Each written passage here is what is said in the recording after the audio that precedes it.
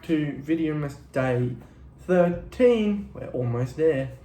Yeah, so today's video is going to be a BBL12 predictions, which BBL doesn't mean what some of you dirty-minded people think.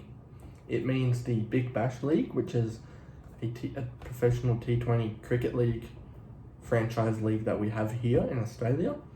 Yeah, so this video today is going to be predictions for that.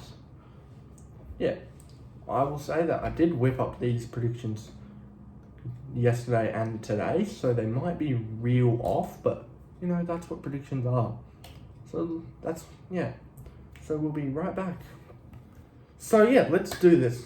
So I did this video a couple Videomas ago as well, but I went into a lot more detail then, which, yeah, I might try and go into some detail this time, but not as much. Yeah.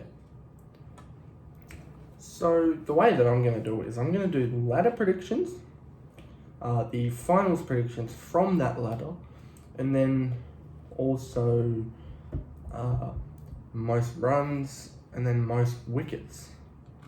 Yes. So I think, yeah. So let's do this. I'm gonna go from, I think it's 8. 8, yes. I'm missing, oh no, yeah, no, that's what I'm missing, yes.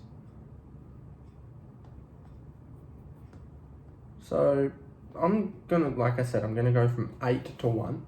So in 8, I've got the Brisbane Heat, which that could be a pure underestimation because they've got Billings, they've got Kawaja, they've got Nisa, they've got bloody Renshaw, they've got a lot of good assets, and even they've got Swepson, who's probably the next best spinner in the Aussie team, other than Nathan Lyon for tests. But yeah, I just think that their team is too underpowered to beat the other teams, so that's why they're 8th for me.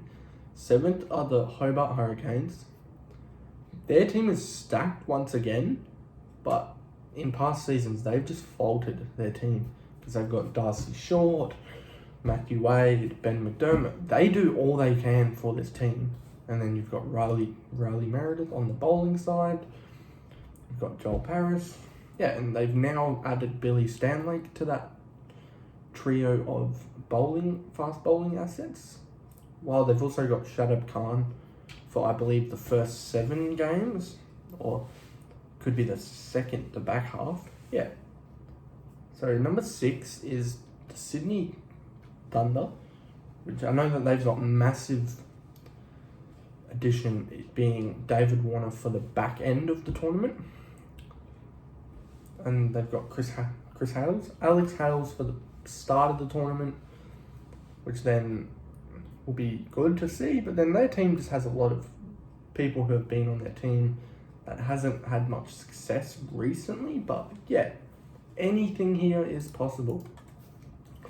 So in 5th, which is the first spot that takes away, that goes into the playoffs, yeah. So that is going to the Melbourne Renegades, which is good. No, not the Stars, I mean. Yeah. Their team is definitely a lot better than last year, except for the fact that Glenn Maxwell will 99% sure be out of the Big Bash this season because he unfortunately broke his leg or something at a party. Yeah.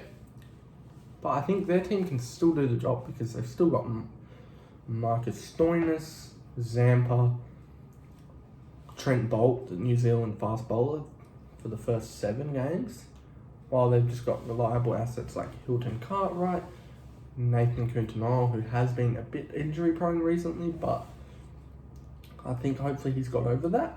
Yeah. So in 4th, we've got my team, the Perth Scorchers. Me putting them in 4th was potentially a tiny bit bias or just, yeah, because we have lost Marsh. We're probably going to lose Cameron Green for a lot of this season because he's going to be with the test team. We lost Laurie Evans because of his doping ban, but there was a positive out of that. We got South African superstar Faf du Plessis to replace Laurie Evans for the first 7 games of the tournament. So yeah, I think he's going to purely fire, and hopefully he can get the Scorchers off to a great start before he leaves. Yeah. In third is the Sixers. I don't need to explain. They've just been a dominant team the whole time of the Big Bash. Second might be a surprise. It is the Adelaide Strikers. I just think their team is not, I won't say too good, but like it's got a lot of smaller assets that are useful. You've got Wes Agar, who's come into his own recently. You've got Alex Carey for when he comes back from the Australian team. You've got Colin de Grandhomme, who is a 36-year-old New Zealander, I'm pretty sure, but he's done the rounds all over. Got dropped from the Black Caps, I'm pretty sure. Yeah, they've got Lynn and Rashid Khan for the first half of the tournament, which, once again, like the Scorchers, hopefully them two will be able to smash their expectations, because I know Chris Lynn has had like a little bit of a rough time recently. Yeah. So taking the number 1 spot, which will be they will be the premiers, but not the actual premiers. Yeah. That is the Melbourne Renegades. I know their team has had, I don't know, I wouldn't say much of a difference since last year. They recruited Livingston in the draft, but he would say withdrew because he was with the test team, and he's also had some call-ups to the England 50 over team and the 20 over team. So yeah, that's going to pull him out of the whole tournament. Yeah. But while they still got Marsh, Finch, who doesn't have any 50 over commitments this coming summer, so he should be with the Renegades for a lot of the season. Yeah, then you've got Guptill, who replaces Livingston for the back end for the last 10 games and finals. Yeah. And then Andre Russell, that's going to be massive, hopefully, for the first 4. Yeah. So the finals are like this, which is it goes that there's an eliminator, a qualifier, a knockout, a challenger, and a final. So yeah, I'm going to be real quick through this. Yeah. So the first game that's going to happen is going to be the eliminator, which is going to be the Perth Scorchers versus the Melbourne Stars. I've got the Scorchers winning that. The first qualifier is going to be the Renegades versus the Strikers. I've got the Renegades winning that just because their front or opening 4 is like probably one of the best that is around. Yeah. So they're going to move through to the final. The knockout is going to be the Sixers versus the Scorchers. I think that's where the Scorchers run will end this year. While the challenger is going to be the Strikers versus the Sixers. We've seen this matchup a lot in Big Bash history. Yeah. So I've got the Strikers unfortunately losing in this game, just because this is around February time where I know Steve Smith, Nathan Lyon, James Vince might be there still. Yeah, they just gain a lot of people from the Aussie team that will potentially just waltz straight in. Yeah. So the final is going to be the Renegades versus the Sixers. This could be surprising. I've got the Renegades winning it all, which I just think their team has had a massive change.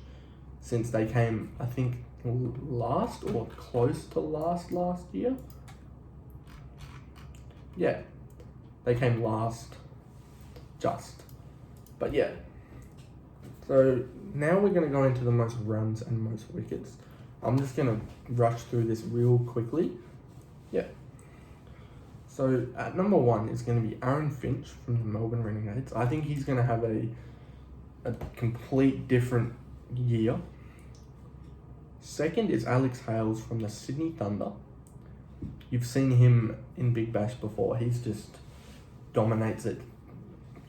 Yeah, so he's going to do his best to pull the Thunder as high as possible. And since he got his recent call up to England for the World Cup that happened, and he did really well, getting 300 plus runs in that. Yeah. Third is Joe Clark, the Englishman for the Melbourne Stars. In fourth is going to be little superstar Faf du Plessis for the Scorchers. He's going to score a lot of runs in his first 7 games before he goes to another tournament. Yeah.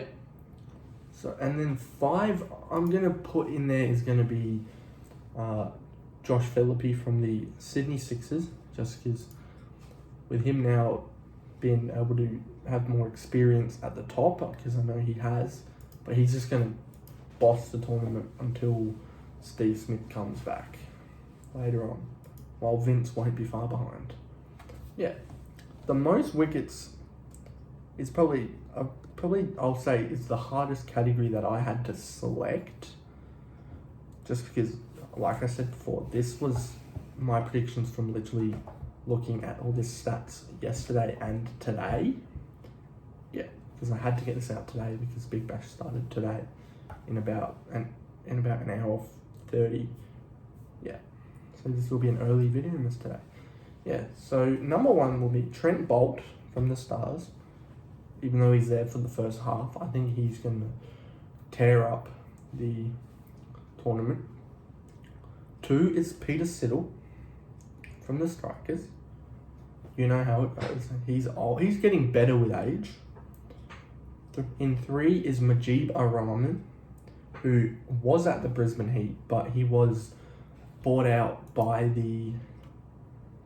but he got kind of taken by the Melbourne Renegades in the draft, which I don't think the draft actually kind of worked that well, but it did.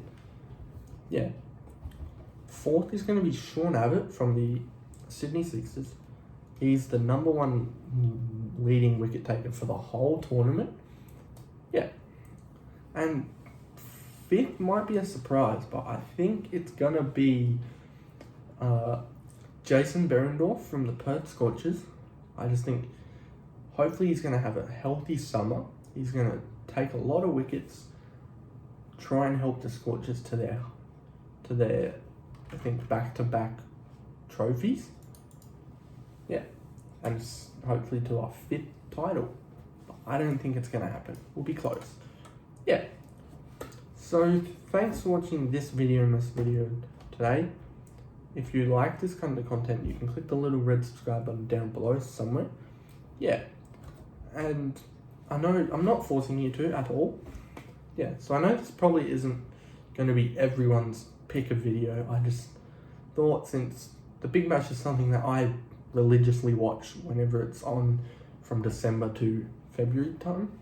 Yeah, since I'm a big cricket fan of the shorter formats. Yeah. So I'll see you guys tomorrow for Videomas Day 14. See ya.